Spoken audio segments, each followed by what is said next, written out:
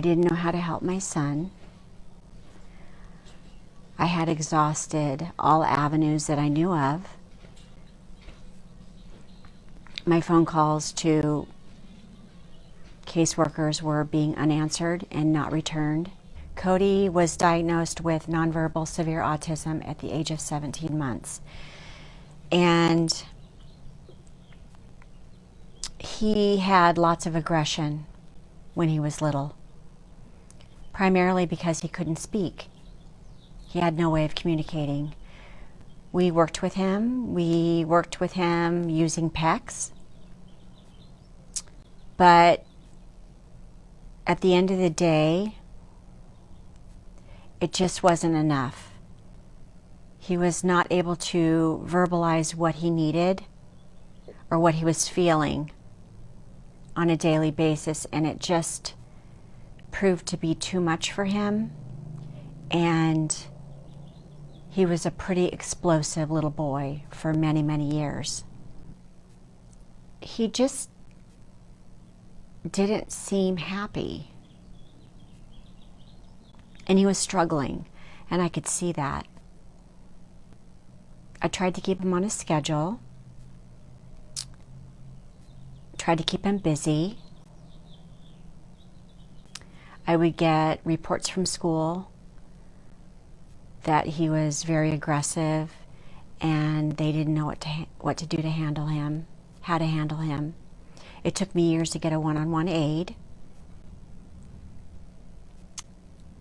So these behaviors went on for a very long time.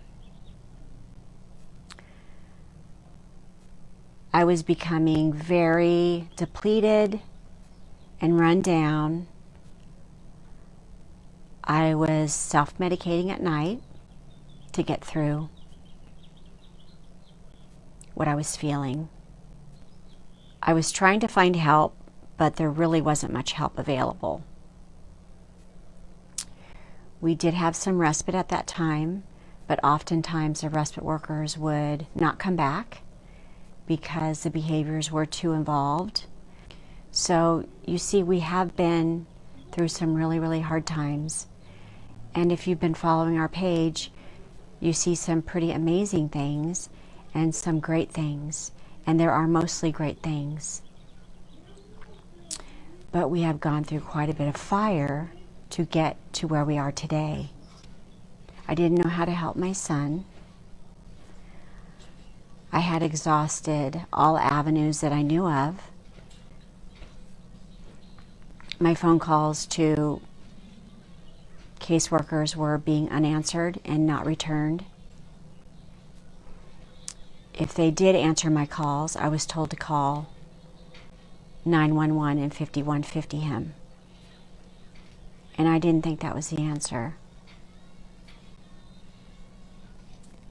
I knew that we needed something in place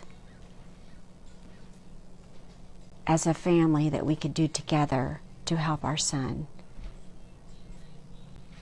But I didn't know what that was.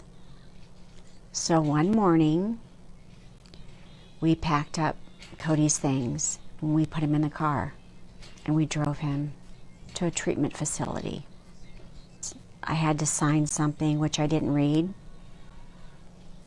FYI, make sure you read everything before you sign it.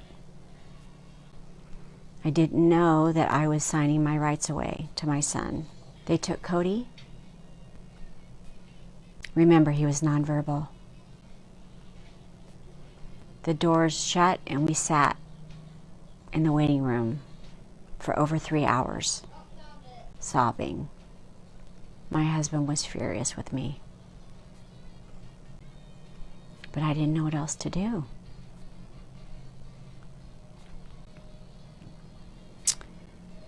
I kept asking, "Where's my son?" They kept reassuring me that he was just having a snack and they were trying to talk with him. Finally, after over 3 hours, they released Cody back to our care, simply for the fact that he could not speak. Looking back on that, I realized that was a gift. Otherwise, I don't know that he would be here today with us. So we went home. We still had no answers, and we had still a very explosive little boy. So I made some more phone calls, and I finally got help. I finally got help with crisis intervention. That's what's offered to us here where we live in our state. And they sat with our family and they went over protocols and strategies on how to help the entire family, how to help us with Cody when he's explosive, how to keep ourselves safe. They were in our home weekly for 2 years, talking about strategies, talking about what's working and what's not working. I'm going to tell you that time, those 2 years, were pivotal in understanding what our son needed, understanding why he was so explosive, understanding how to help him to direct his behavior in a more acceptable way. It's not okay to be explosive to anyone or anything or yourself.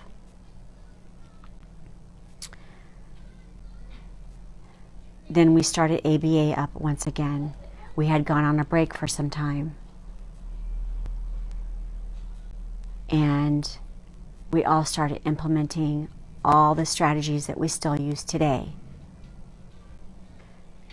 So if you've been watching our page for a while, and maybe you can't relate because we're in a pretty good place, I hope this video helps you to know that we have been in a not so great place for years. I just didn't have a page. Social media wasn't big like it is now. I'm not sure that I would have been strong enough to share our story then. And another huge part of Cody doing so well is all those years ago, we knew that he needed a place of his own, more than just his room, a bigger space. So we decided to renovate our garage and make that Cody's movement room safe space. It's equipped with his swing, TV, all of his videos that he loves so much, a crash pad, a ball pit. So if I could give you a tip, it would be to create a space, a quiet space for your child. And it's also a reprieve for the family because it's a lot on the entire family, especially when verbal stems are so loud.